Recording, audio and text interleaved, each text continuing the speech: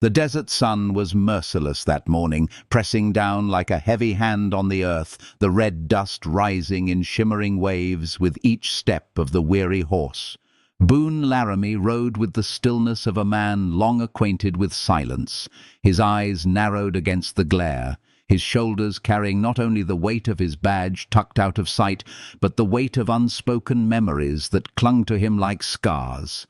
Tied behind his saddle, a half-dead outlaw slumped and swayed, the last remnant of a 6-day chase that had left Boone hollow-eyed and restless.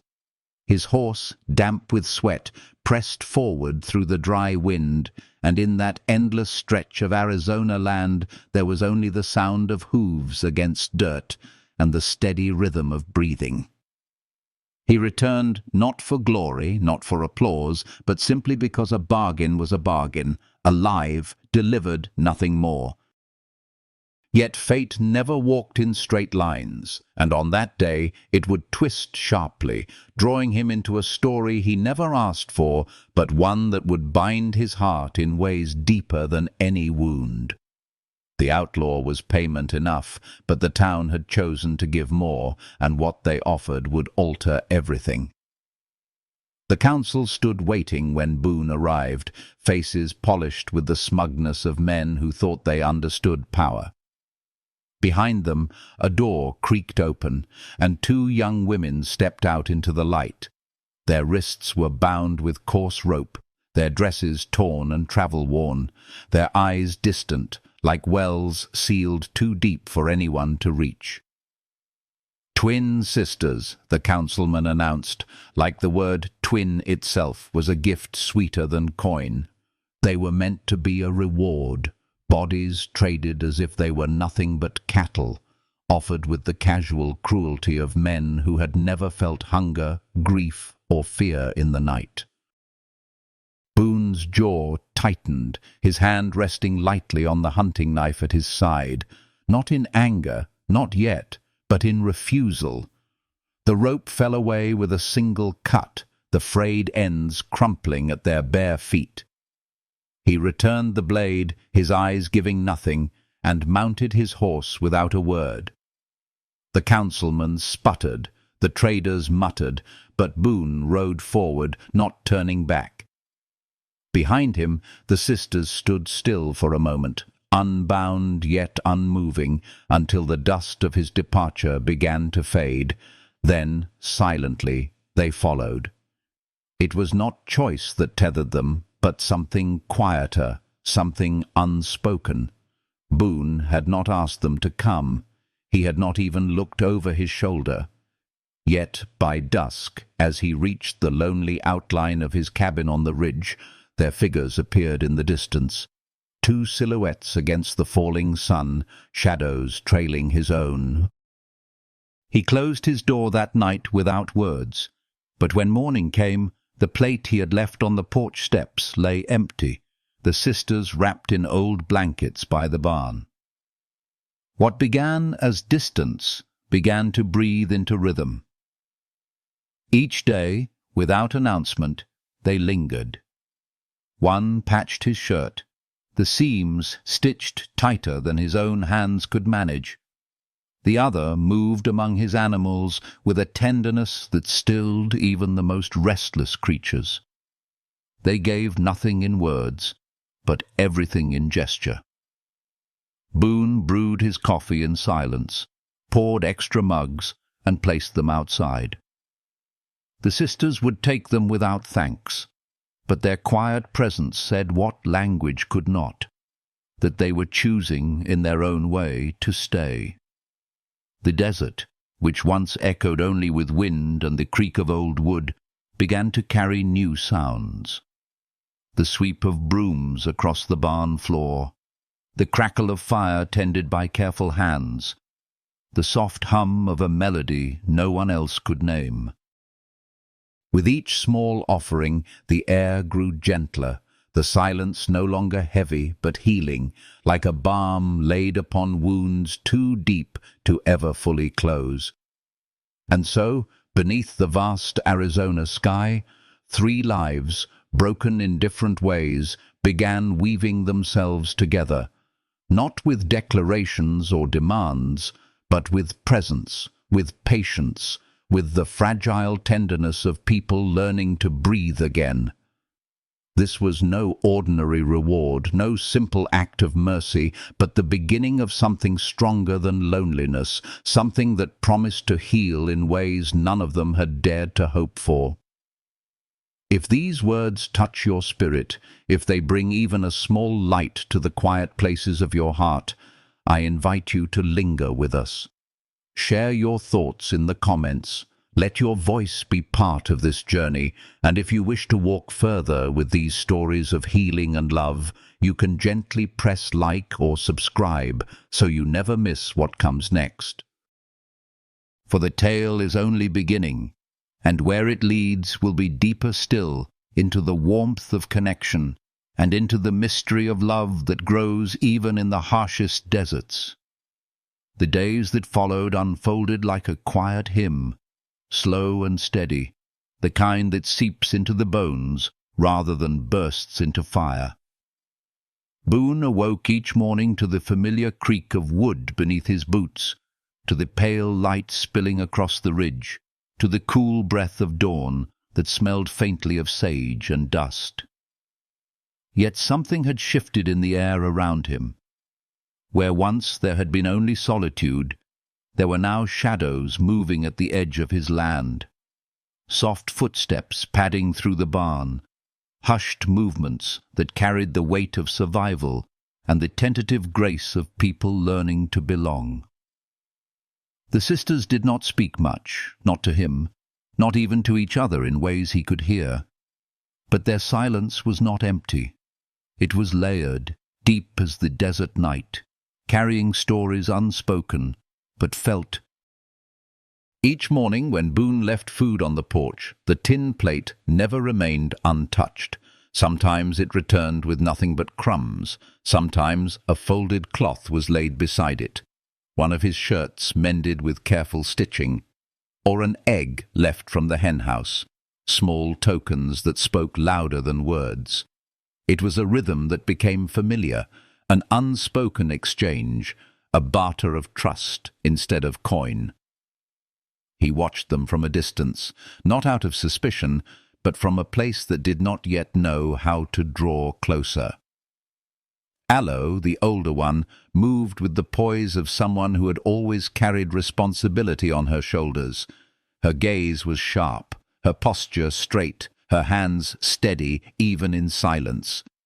She seemed to measure everything, every glance, every gesture, every word unspoken between them. Nia, softer in movement, carried her gentleness like a secret the world had tried to crush, but had not succeeded in taking away.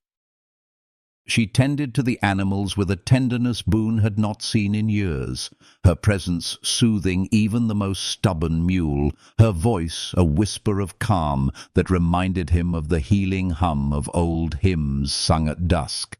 One evening, a thin rain swept in from the west, tapping against the roof in a rhythm that stirred memories Boone thought he had buried.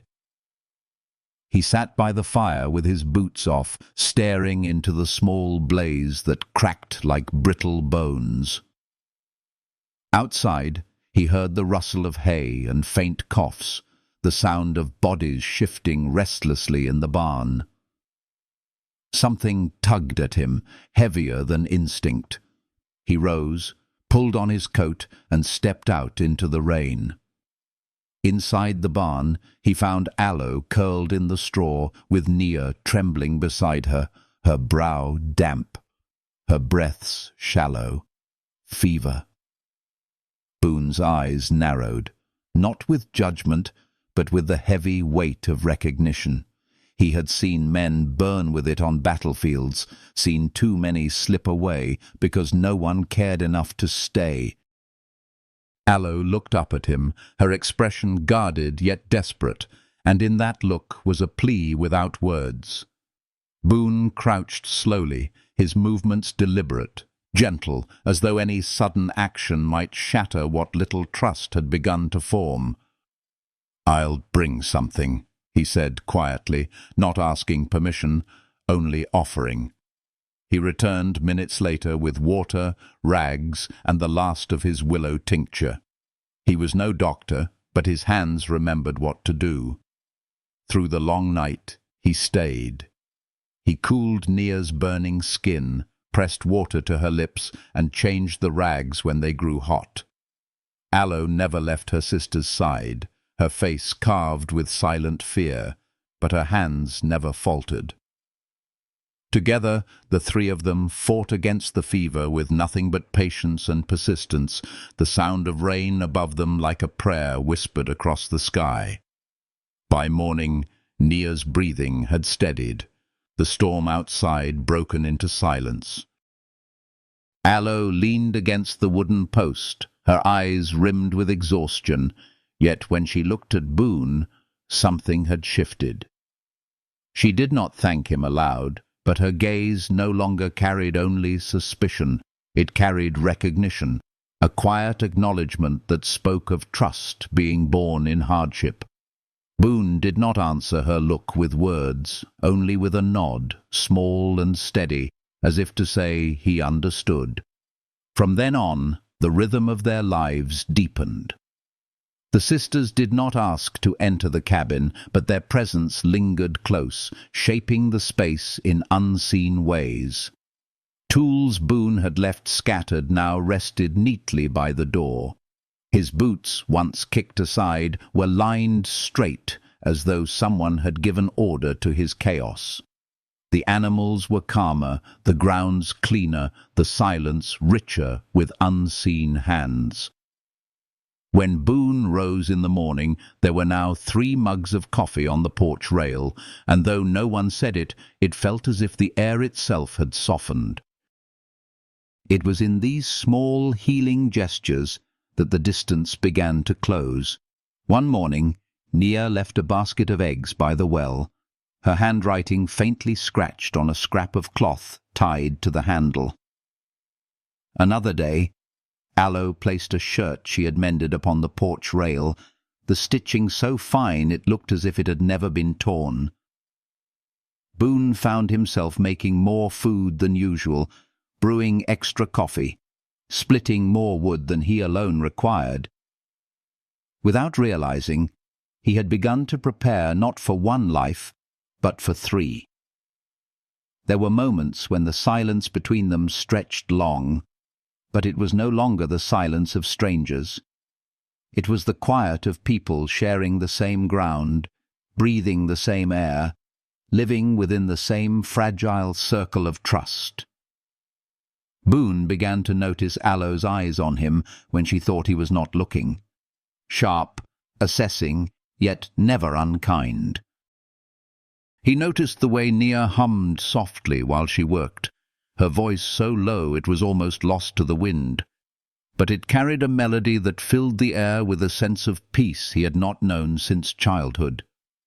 One evening, as the last light of the sun bled into the horizon, Boone stood on his porch, watching the faint flicker of a lantern glow from the barn. The sisters moved inside, their shadows shifting, their voices low and indistinct. For the first time in years, he did not feel the need to run from what was growing here.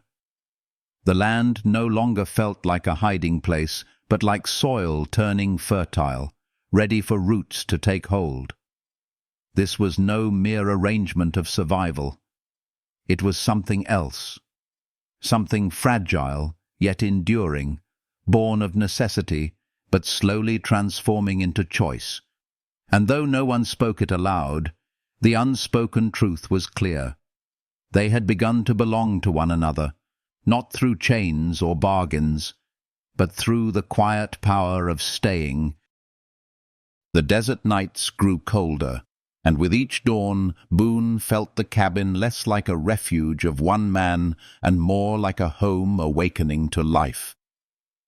Healing had taken root in silence, in gestures, in the warmth of shared presence. What came next would test them. But for now, under the vast sweep of sky, 3 broken lives were slowly, gently weaving themselves into something whole. The mornings that followed carried a gentler rhythm, as though the land itself had exhaled after a long season of holding its breath.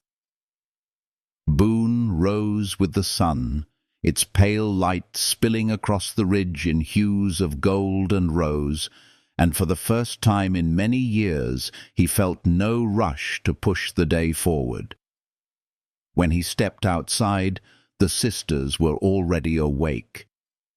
Aloe moved with quiet efficiency, her braid neat, her hands busy with tasks that seemed to belong to her as naturally as breathing. Nia, softer, lingered near the animals, coaxing calmness out of the mule, scattering feed to the hens, her presence weaving a tender harmony into the small patch of earth they now shared. What had begun as distance was becoming routine, and within that routine lived the smallest gestures that spoke louder than words. A shirt, once torn, lay folded on the porch rail, the stitching so fine it seemed born from patience itself. Eggs collected before Boone had reached the coop, set neatly in a row on a faded cloth. A bucket of water drawn and waiting at the pump, the handle wiped clean of dust. These offerings were quiet, almost invisible, but to Boone they were heavier than any spoken vow. They told him something simple, yet profound. They were choosing to stay, and in staying, they were choosing him too. He found himself adjusting without meaning to. Meals stretched beyond one plate. Tools were left in places where Aloe would find them.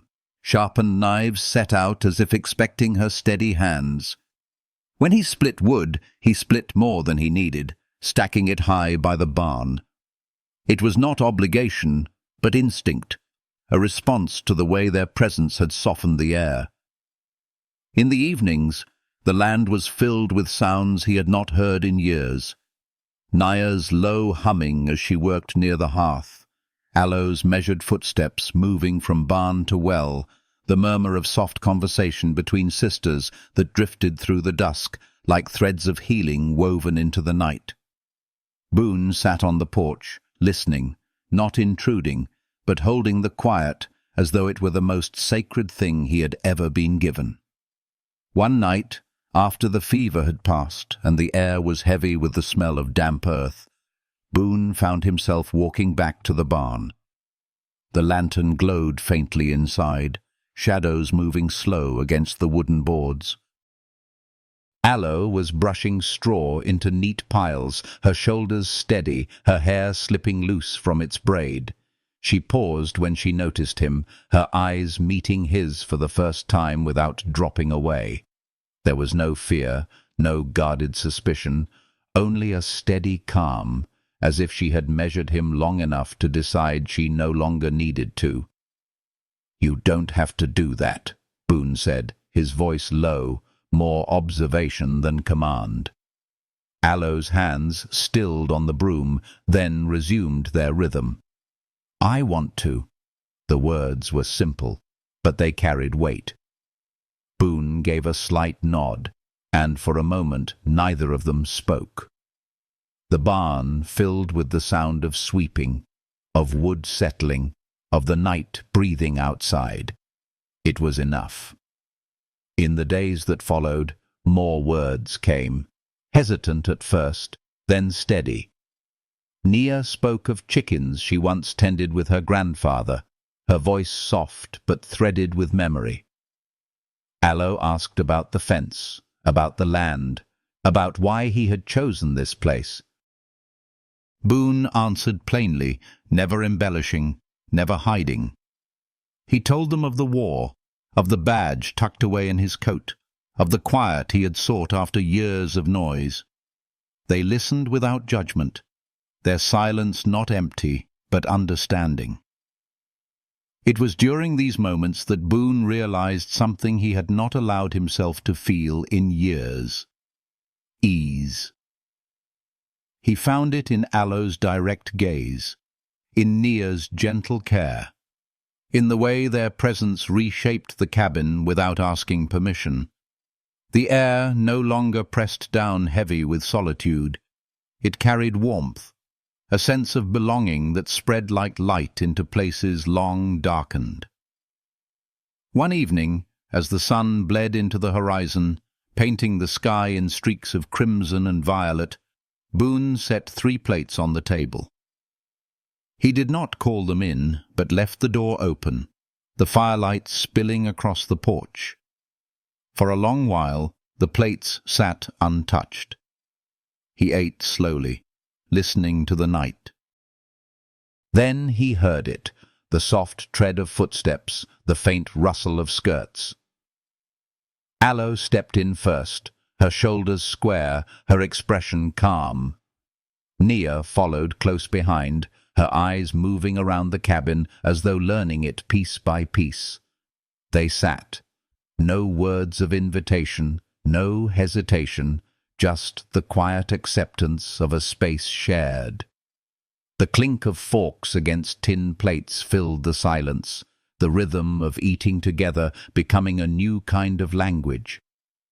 Afterward, Aloe stood to gather the dishes. Boone moved to stop her, but she met his gaze, steady and calm. "I want to," she repeated, her voice firm but gentle. Boone let her, and as he watched her rinse the plates while Nia dried them with a worn cloth, he felt the cabin breathe differently. No longer a shelter of one man's silence, it had become something more. A home shaped not by walls, but by presence, by choice, by the healing weight of lives shared. That night, Boone stepped outside beneath the stars. The air was cool, the desert alive with the hum of crickets. Behind him the sisters moved quietly inside the cabin, their shadows soft against the fire-lit walls. For the first time in years, Boone did not feel like a man haunted by what he had lost. He felt like a man standing at the edge of something new, something fragile yet strong, something that carried the warmth of belonging. The wind shifted gently, carrying with it the scent of rain far to the west. Boone lifted his eyes to the horizon, his hand resting lightly on the porch rail. He no longer wondered if they would leave, nor questioned why they had stayed. He only knew that whatever tomorrow held, he no longer faced it alone. And that, in its quiet, healing way, was enough to begin again. The first true test of what bound them together came on a night when the desert winds turned sharp and the sky pressed low with the promise of storm. Boone had felt it in the air all day, the heaviness that came before rain, the restless shift of animals unsettled by something they could not name. By dusk, the clouds broke open, spilling water across the land in sheets that rattled the cabin roof and drummed against the barn. He had seen storms before, many of them, but that night was different, for it carried not just weather, but a weight that pressed inside his chest. The fire was small, its warmth clinging only to the corners of the cabin. Boone sat by it with his coat hung near the flames, but his ears strained toward the barn. He could hear faint movement, straw shifting, the muffled cough of someone not well. It was not the kind of sound a man could ignore, not if he had once known the battlefield, not if he had carried the wounded through nights colder than this. Rising from his chair, he pulled on his boots, took the basin and a folded rag, and stepped into the storm. Inside the barn, the lantern burned weakly, casting a trembling circle of light. Nia lay curled beneath a worn blanket, her face pale, her lips dry, her breath quick and shallow. Aloe knelt beside her, one hand pressed to her sister's brow, her eyes sharp with fear, though her body remained steady. When she looked at Boone, she did not plead, but something in her gaze asked him to share the weight of this night. He set down the basin, filled it with water from the barrel, and dipped the cloth. The cool rag met Nia's burning skin, steam rising faintly as he pressed it to her forehead. Aloe adjusted the blanket, tucking it close around her sister's thin shoulders. No words passed between them, but the rhythm of care was enough. Boone fetching clean water, Aloe holding Nia's trembling hand, the night stretching long with only the sound of rain on the roof and the uneven cadence of fevered breath. At times, Aloe's eyes shone with exhaustion, but she never faltered. Boone recognized the look. He had seen it in soldiers who refused to leave a comrade behind, in widows who kept their grief locked tight until dawn. He did not tell her to rest. Instead, he stayed across from her, steady and silent, changing rags, coaxing small sips of water between Nia's lips when she could swallow. The hours bled together, each one a quiet act of defiance against the fever that threatened to steal her away. Sometime near dawn, the storm eased, leaving the air damp and heavy with the scent of wet earth. Nia's breathing slowed, no longer ragged, but deep and even.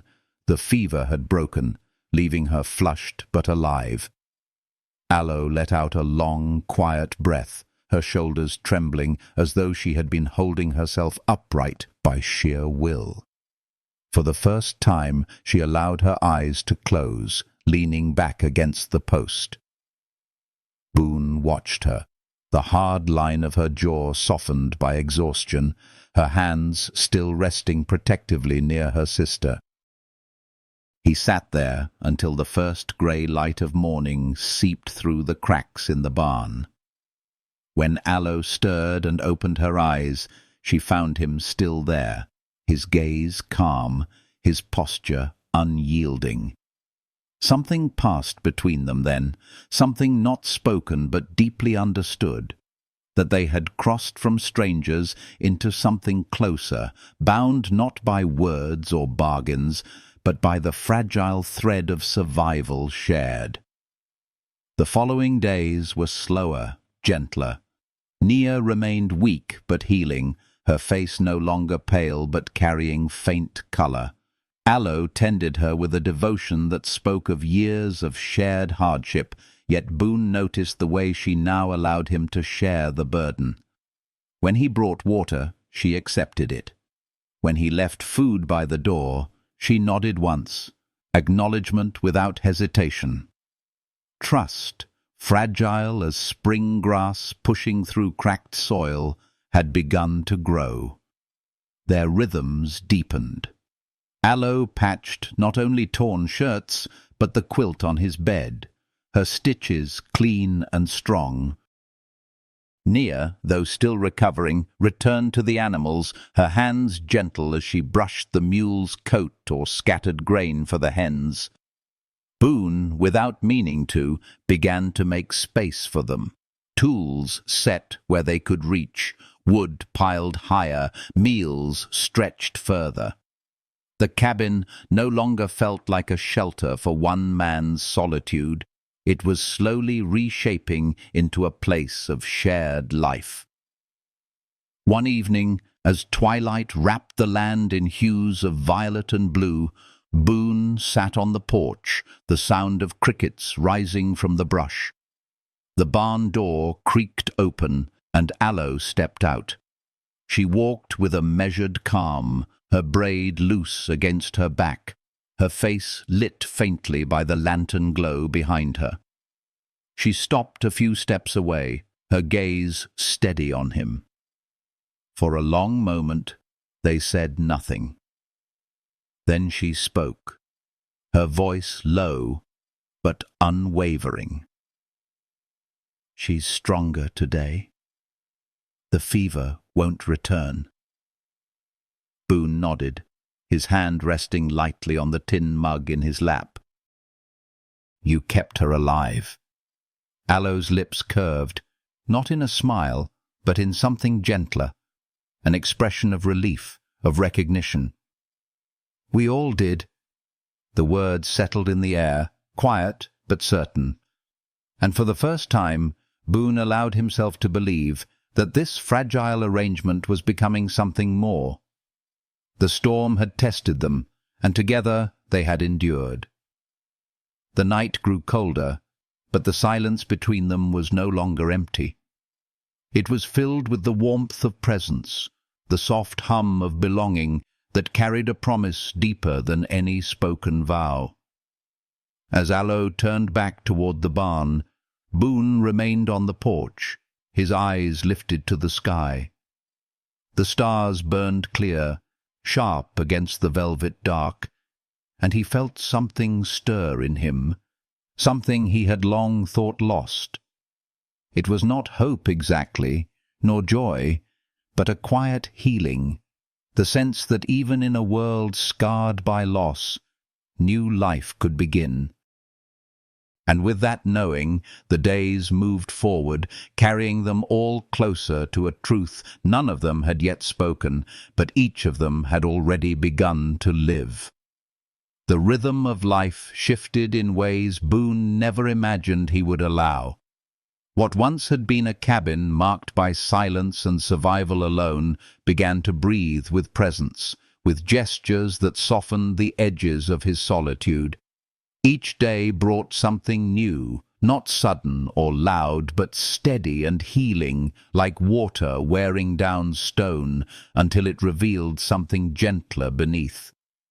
The sisters did not ask to belong, yet by their actions they were already carving themselves into the heart of the place and into him. Mornings no longer felt hollow. When Boone stepped onto the porch with his tin mug, he was no longer the only soul awake to greet the dawn. Aloe would already be near the fence line, her hands wrapped around rope as she worked at repairs with a steadiness that rivaled any rancher he had ever known. She carried herself with quiet determination, her presence firm, as though the land itself had recognized her as its keeper. Nia lingered near the henhouse or the mule, the soft rhythm of her humming carrying into the air like a balm, her hands moving with the grace of someone who had always known how to soothe creatures into trust. Their silence was no longer heavy. It had become a language. When Aloe placed a mended coat upon the porch rail, Boone did not need to ask why. When Nia left a row of fresh eggs by the well, tied with a strip of cloth, the gesture itself spoke of gratitude and belonging. And Boone, without speaking, began answering in kind, splitting extra wood, setting aside more stew than he could eat, leaving 3 mugs of coffee steaming on the porch rail instead of 1. The air between them was no longer absence, it was communion. Evenings carried a new warmth. Boone no longer ate alone. At first, the sisters lingered outside, watching the cabin glow with firelight, hesitant to cross the threshold. But one night, he left the door open and placed 3 plates on the table.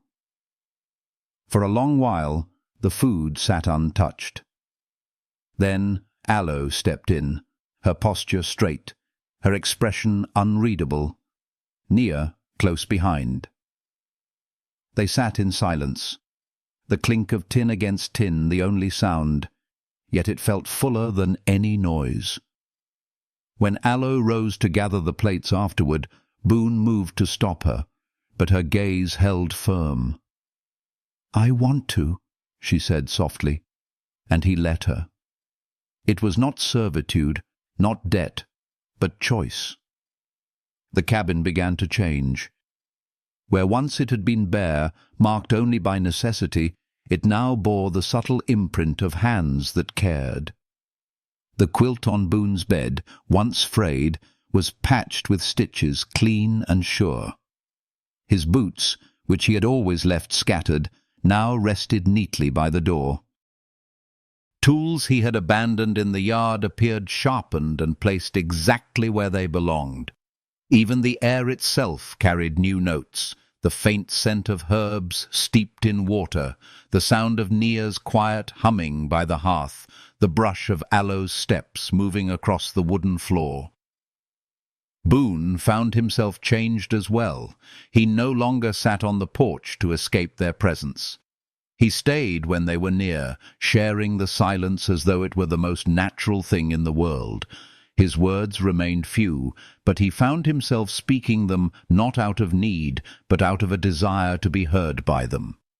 When Aloe asked about the fence line, he answered. When Nia spoke of the chickens, he listened. And in those small exchanges, something stirred that felt unfamiliar yet welcome. Ease, trust, the slow unfurling of connection. One afternoon, while the sun lay heavy across the land, Boone found Aloe at the fence, rope in hand, her braid loose across her back. He stepped beside her, setting a mug of coffee on the post.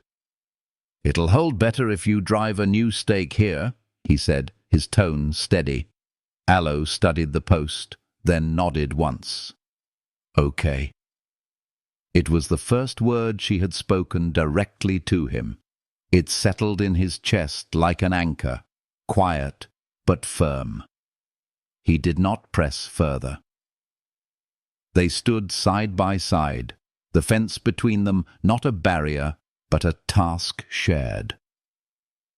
That evening, as twilight spread across the sky, Nia appeared at his side with a small bowl in her hands.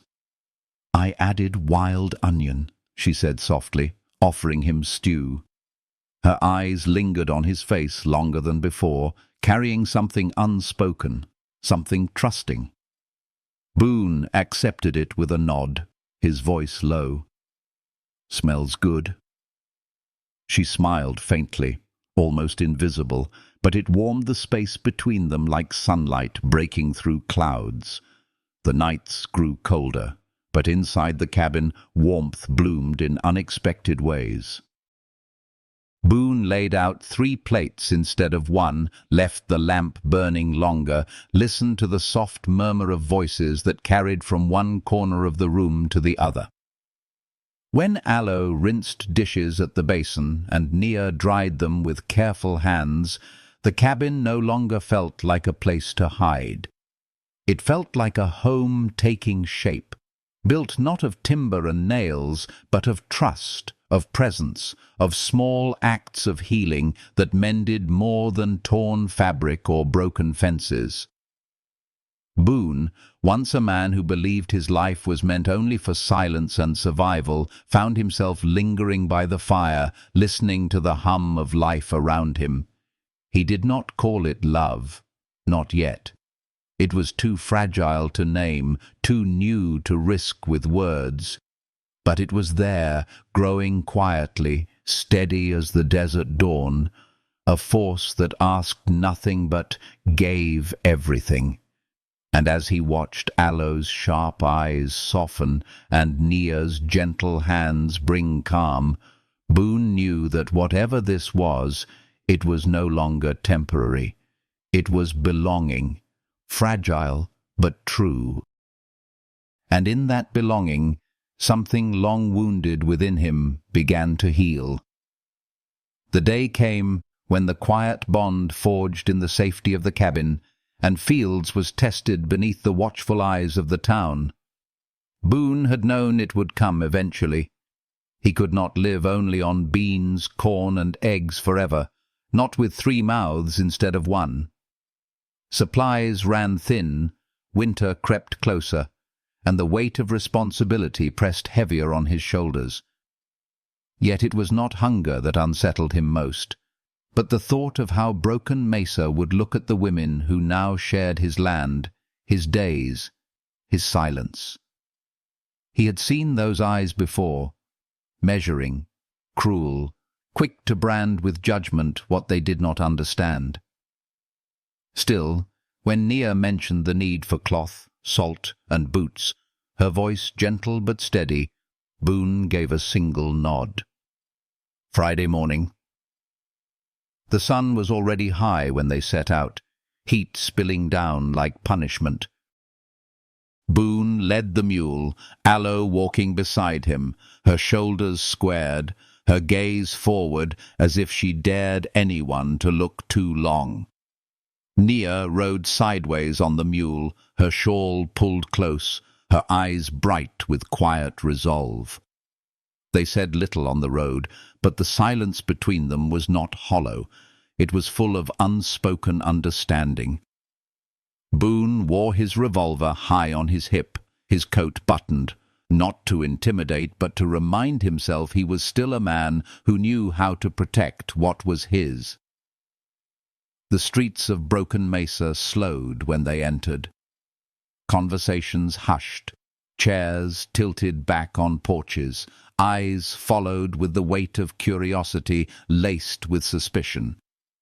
Boone kept his stride steady, not turning, not flinching.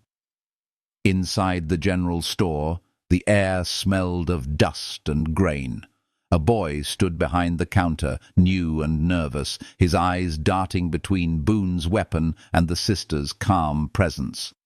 Dried beans, flour, salt, boots, size 5 and 6, 3 yards of wool, Boone said flatly.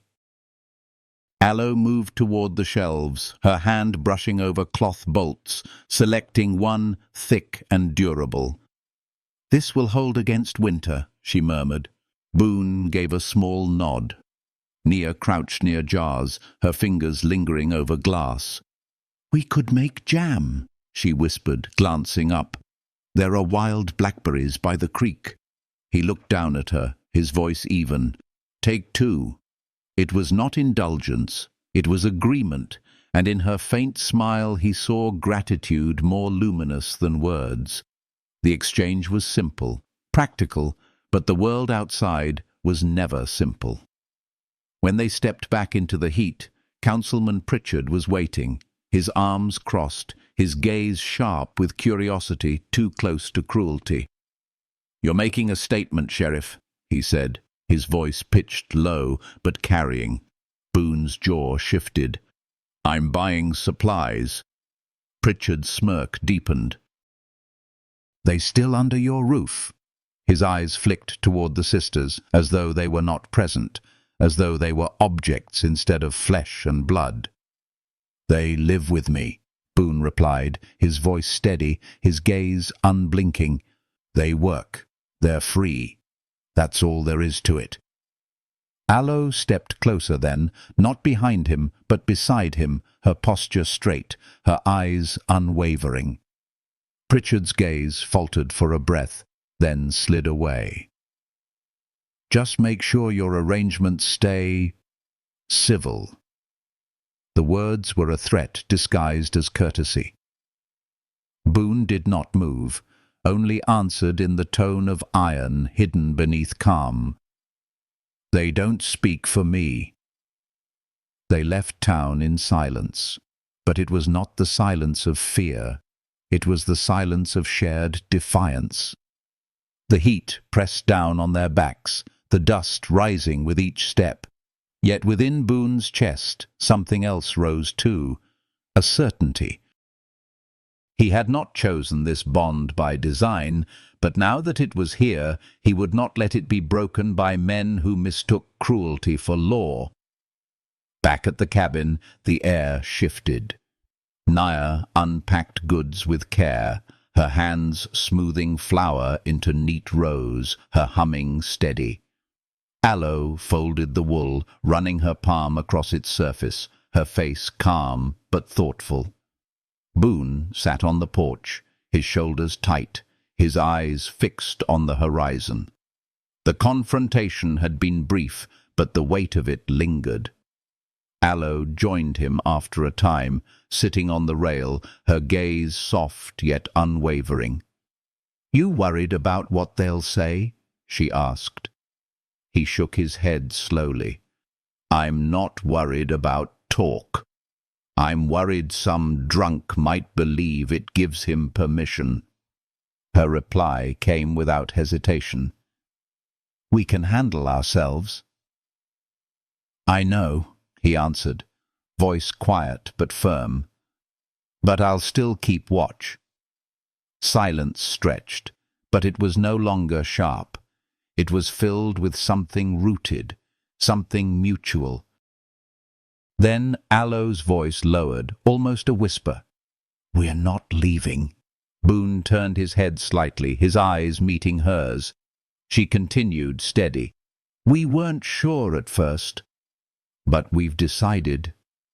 We stay."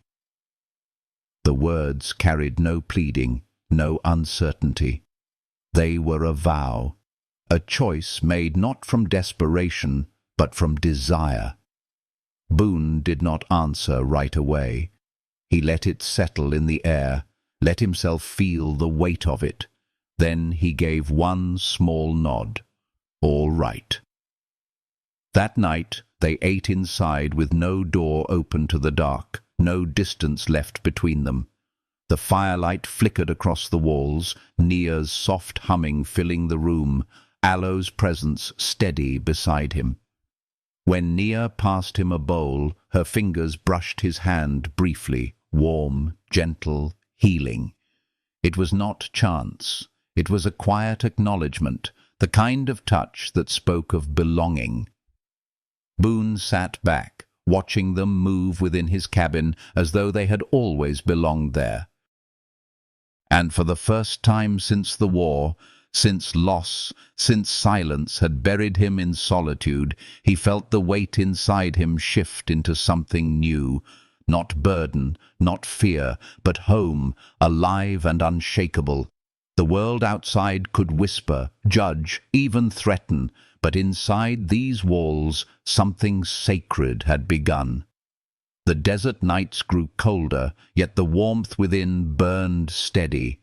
Love was not spoken yet, but it lived in every glance, every shared task, every step taken side by side. And in that truth, Boone knew he no longer walked alone. The nights that followed held a different weight. The air in the cabin no longer felt like borrowed space, no longer the brittle quiet of strangers sharing walls. It was as though the walls themselves had softened, carrying warmth where once there had been only emptiness. Boone began to notice the smallest shifts, the way Aloe moved with calm ownership of the room, the way Nia's soft humming filled the hearth as naturally as the crackle of firewood, the way their presence steadied his own breath without him realizing. The cabin was no longer his alone. It was theirs, and it breathed because of it. One evening, when the moon rose thin and sharp over the horizon, Boone sat by the fire, the rifle resting idly across his knees. He listened to Nia's soft voice as she tended the stew, her hands moving with care, her shawl slipping from her shoulders. Aloe sat across from him, sewing by lamplight, her head bent low, the flicker of flame painting her profile in shadows and gold. For a long time, there was no speech, just the rhythm of work, of presence, of belonging. Then Nia spoke, her voice quiet but certain, her eyes lifting to him. "I remember what it felt like to be owned," she said, the words slow, as though they had waited too long to be freed. Boone's gaze lifted, meeting hers across the firelight. She did not waver. "When they gave us to you, I thought you would take us the way they wanted. I expected it." His jaw tightened, but his voice was steady. "I didn't take anything." "I know," she whispered, her eyes soft, her shoulders easing. "That's why we stayed." She turned back to the stew, her words hanging in the air like a balm, settling into the cracks of silence with the weight of truth. Later, when the meal was finished and the dishes rinsed, Aloe lingered by the table, her hands folded, her eyes calm but unwavering. Boone felt the heaviness of her gaze before she spoke. "We can't go back," she said, her voice measured, low, but carrying strength.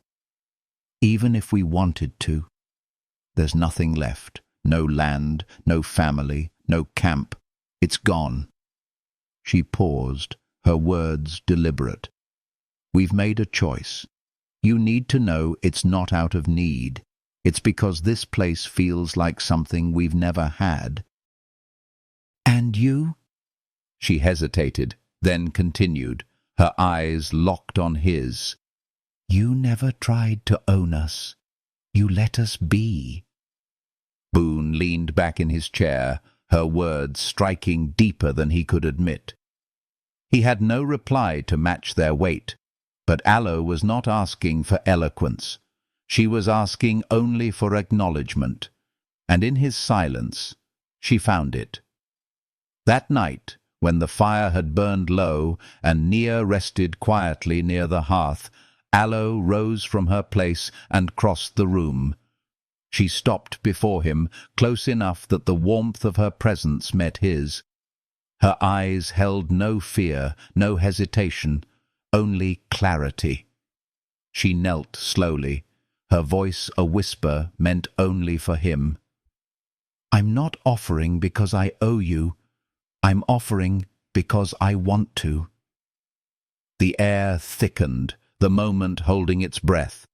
Boone's hand lifted, rough fingers brushing gently across her cheek, the touch more reverent than any prayer he had spoken. He leaned in, and their lips met, quiet, steady, without desperation. It was not a kiss of possession, but of choice, of healing, of something deeper than either of them had named. When it ended, she remained close, her forehead resting against his chest, his arms circling her with a tenderness he had not known he carried. The fire crackled softly, the night breathing steady around them. In that embrace, something within him shifted, a wound long silent, finally beginning to close.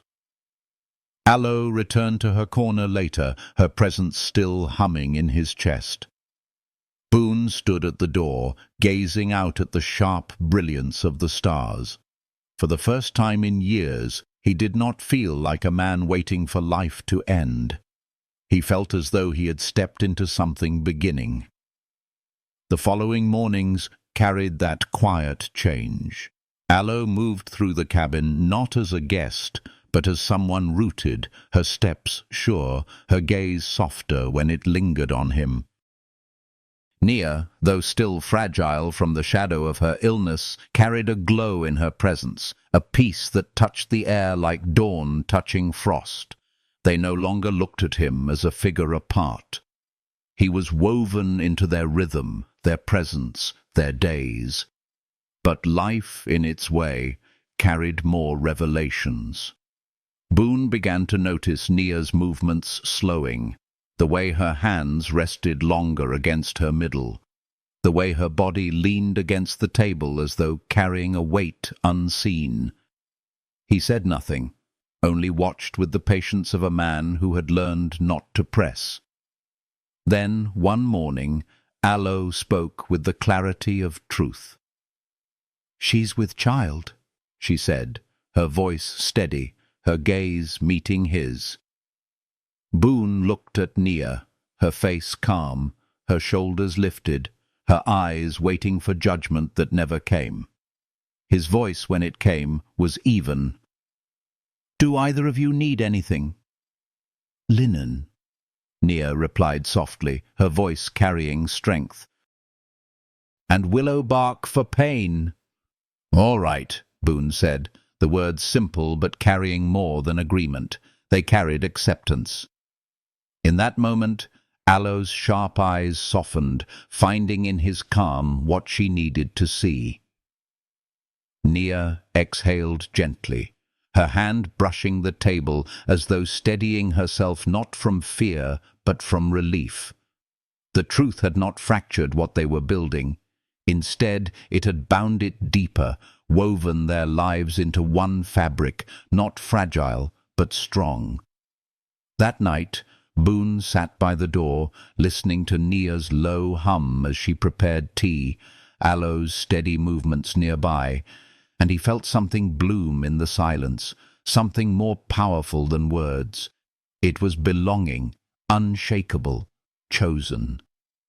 And the first frost came sooner than anyone expected. At dawn the fields lay silvered, every blade of grass kissed with a thin shimmer of ice that sparkled like quiet stars fallen to earth. Boone stood outside with his mug steaming in his hands, breath visible in the morning chill. The cabin behind him glowed faintly with firelight, a warmth that carried farther than the flames themselves. Once he had faced mornings like this, with only silence for company, the cold pressing in like an enemy. Now the silence was softer, shared, filled with the rhythm of other breaths, other footsteps, other lives woven into his own. Nia moved slower in those days, her body carrying the weight of new life, her shawl drawn close, though her face glowed with a light that seemed to come from within. Aloe stayed near her, steady as the earth, her hands ready, her eyes watchful.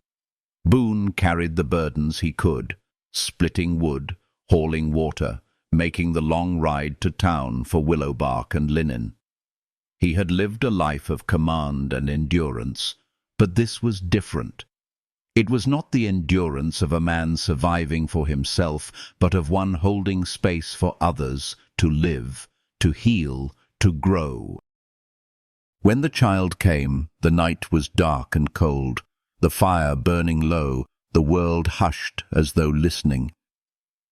Aloe's voice was calm, guiding, her hands steady as Nia labored, her breath uneven but fierce.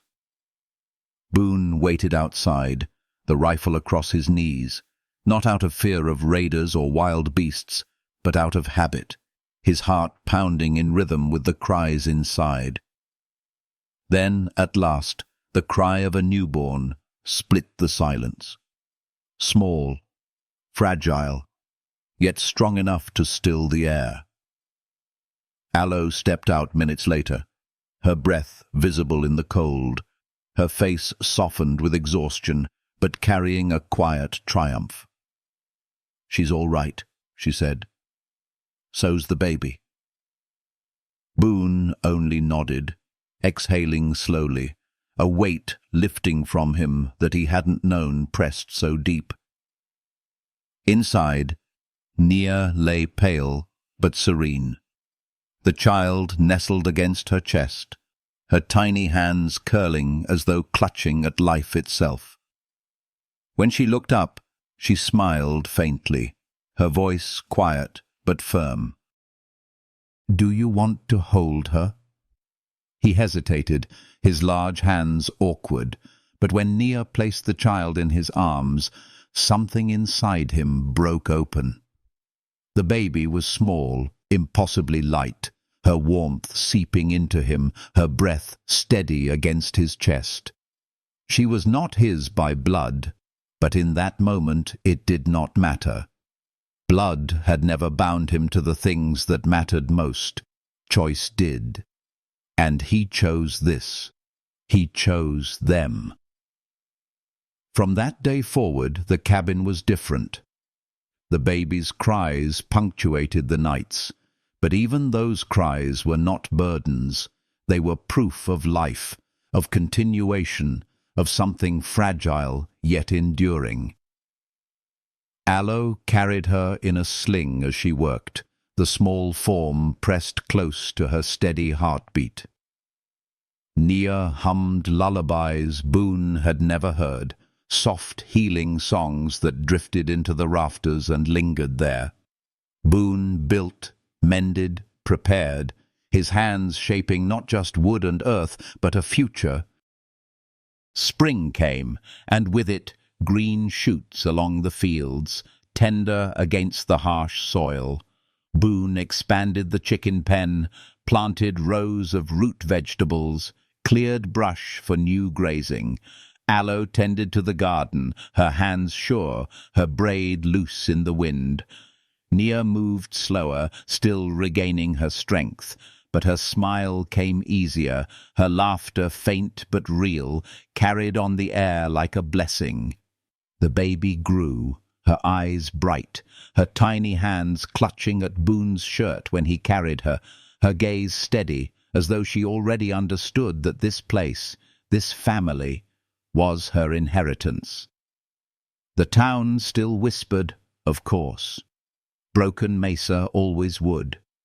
But whispers no longer mattered.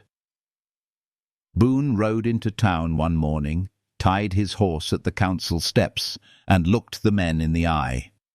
"They live with me," he said. "Aloe, Nia, their child. They have my land, my fire, my name if they want it. That's not up for debate." The men shifted, but no one challenged him. He rode home lighter than he had ever been, his shoulders no longer bowed by guilt or silence, but steadied by something worth defending. Back at the cabin, Aloe hung linens on the line, the baby tied close to her chest. Nia sat in the sun with a basket in her lap, shelling beans, her humming drifting softly. Boone dismounted, his eyes resting on them, his chest filling with something so deep, so certain, he could no longer mistake it. This was not a reward given by a council, not a duty imposed by war or law. This was a family, born not of obligation, but of choice, of healing, of love. He stepped onto the porch, the child reaching for him with small, insistent hands. He lifted her gently, her weight settling against him as though she belonged nowhere else. "You think she'll like it here?" he asked softly. "She already does," Aloe said, her voice calm, carrying the warmth of truth. Nia looked up, her smile tender, her eyes shining. "We all do." Boone gazed out over the land, the fence line stretching steady, the smoke rising from the stove, the fields greening with promise. For the first time in all his years, peace did not feel distant. It lived here, in this place, in these hearts. It was not loud, not fragile, not fleeting. It was built day by day, chosen again and again. And in that choosing, in the quiet of a land once filled with silence, Boone finally felt whole. If this story has touched something in you, if it has brought you even a moment of light or peace, I invite you to share your thoughts in the comments below. Let your voice join this journey. And if you wish to walk further with us, to hear more stories of healing, love, and the quiet strength of the human heart, gently press like and subscribe so that together we may keep building this circle of warmth,